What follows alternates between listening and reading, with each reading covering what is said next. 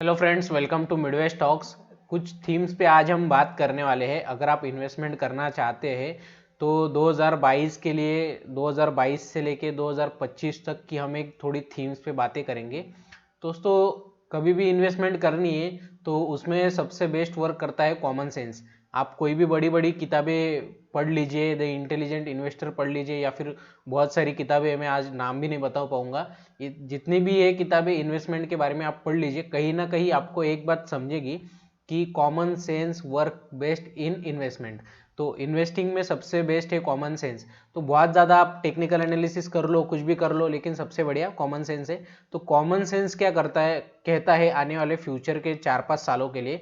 तो इस पे आप सोचिए तो आपको ऑटोमेटिकली बहुत सारी इन्वेस्टमेंट आइडियाज़ मिल जाएगी। तो उसी तरह से आज हम कुछ थीम्स लेके आए हैं आपके लिए। तो सबसे पहली बात है कि अभी जो है ना, सबसे ज़्यादा ग्रोथ होने वाली है हाउसिंग सेक्टर में।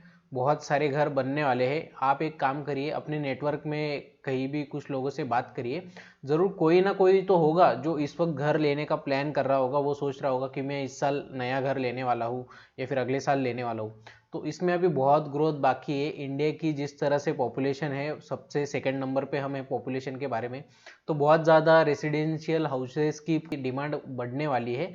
तो वो सेक्टर बहुत ज़्यादा बूम हो सकता है। तो उसमें कौन से स्टॉक्स है उनका आप एनालिसिस करिए। तो उनमें आपको बहुत सारे नाम मिल जाएंगे, लेकिन मैंने जो अभी मुझे लगता है रियल इस्टेट में या फिर आप इंफ्रा में कह लीजिए, जो मुझे इस वक्त लगता है अच्छा, वो है गोदरेज प्रॉपर्टीज़।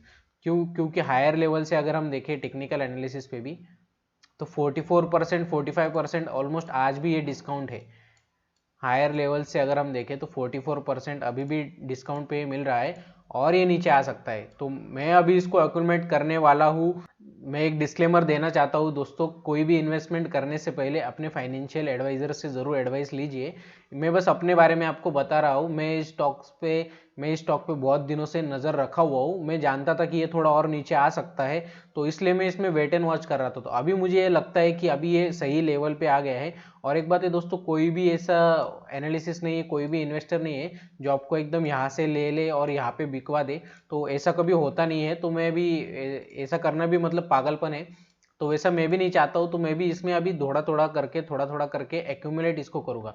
तो ये जितना नीचे आएगा और खरीदूंगा, अभी भी खरीदूंगा, और नीचे आ जाए तो और थोड़ा खरीदूंगा, और थोड़ा नीचे आ जाए तो और थोड़ा खरीदूंगा।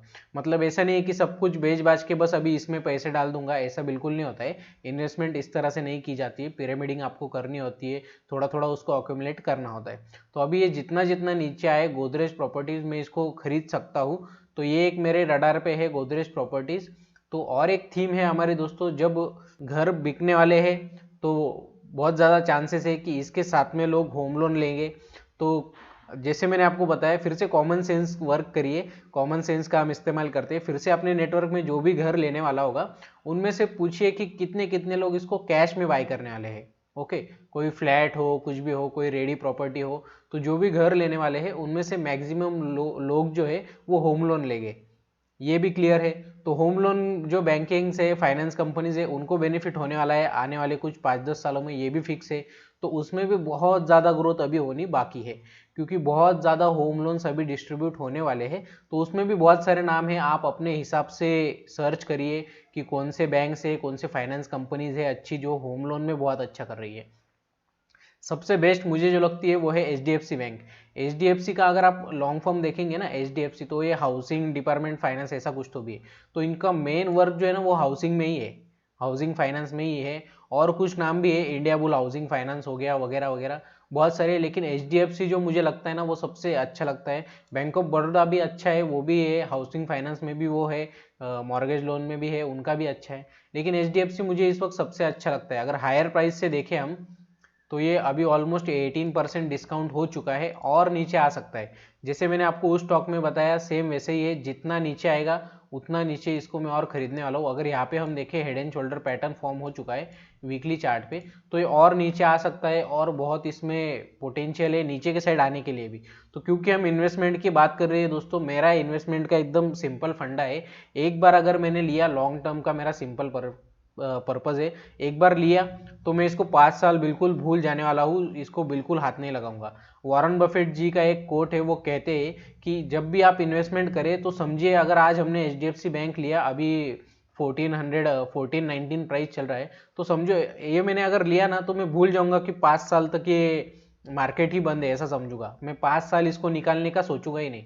ओके, तो इस तरह से आपको सोचना होता है। आपका व्यू मिनिमम 5 ईयर्स का होना चाहिए, तभी आप एक अच्छे इन्वेस्टर कह सकते हैं। अगर अभी लिया, थोड़ा सा बढ़ गया 10%, 20%, 50% पे बेच दिया तो कोई फायदा नहीं। मैं इसको लूंगा तो 5 ईयर्स तक इसको मैं अपना समय दूंगा कि ये 5 ईयर्स में कितना परफॉर्म करता है। तो ये एक हो गया HDFC बैंक। और एक जो सेक्टर है दोस्तों, बहुत ही बढ़िया सेक्टर जो है वो है इंश्योरेंस। जैसे कि आप जानते होंगे इंडिया में अभी सिर्फ 3-4% लोगों के पास ही पॉलिसी है। तो बहुत इंश्योरेंस सेक्टर में भी ग्रोथ बाकी है। और हेल्थ इंश्योरेंस की अगर हम बात करें तो अर्बन एरियाज में 80% लोगों के पास हेल्थ इंश्योरेंस नहीं है। और अगर रूरल की बात करें फिर तो 85% लोगों के पास हेल्थ इंश्योरेंस ही नहीं है। और जैसे आप जानते हैं कोविड के बाद इंश्योरेंस का इंपॉर्टेंस सबको पता चल चुका है। और अभी लोग फाइनेंशियली थोड़ा एजुकेट हो रहे हैं, तो वो इंश्योरेंस की अहमियत को समझ रहे हैं। तो इंश्योरेंस सेक्टर अभी बहुत बहुत बहुत बूम होने वाला है। तो आने वाले दोनों सेक्टर जो मैंने आपको बताया ना, हाउस और हाउसिंग फाइनेंस, दोनों में से भी सबसे ज़बरदस्त इंश्योरेंस सेक्टर है। तो उसमें आप बिल्कुल फोकस करिए, उसमें और स्टडी करिए, गूगल पे जाइए, गूगल पे सर्च आप करिए कि इंश्योरेंस में कौन सी कंपनीज अच्छी है। स्टार हेल्थ इंश्योरेंस भी है, लेकिन वो मुझे बिल्कुल भी अच्छी नहीं लगती है दोस्तों। इस वक्त जो प्राइस पे है स्टार हेल्थ इंश्योरेंस, उससे मैं थोड़ा दूर रहना चाहता हूँ। बाकी आपकी अपनी राय हो सकती है। तो सबसे बेस्ट मुझे इस वक्त लगता है HDFC लाइफ इंश्योरेंस।